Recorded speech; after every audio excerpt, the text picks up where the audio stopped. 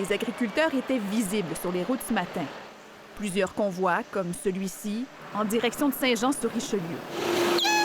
Parmi les manifestants, un père et sa fille, venus exprimer leur mécontentement. Les programmes n'ont pas été bâtis pour les plus petites superficies. La famille produit des fines herbes, une production non assurable. L'an dernier, la moitié de la production a été perdue.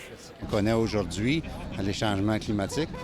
Là, on s'aperçoit que les sécheresses, si c'est pas ça, on vient en bout de combler les sécheresses avec l'irrigation et tout, mais le surplus d'eau, à un moment donné, on peut pas l'enlever. Qu'est-ce qu'on dit au sous-financement de l'agriculture? De nombreux agriculteurs se disent pris à la gorge. Ils réclament un meilleur soutien financier du gouvernement. La pression, elle est législative! Les normes environnementales sont aussi trop restrictives, disent-ils.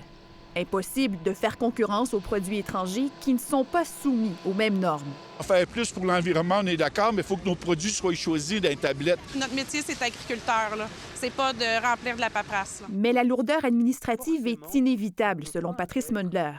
Elle ne peut pas distribuer des aides sans qu'il y ait un minimum de contrôle et donc de paperasse. Et les difficultés vécues par les agriculteurs varient en fonction de la production et de la taille de l'entreprise. Les revendications aujourd'hui ont tendance à traiter l'agriculture comme un tout,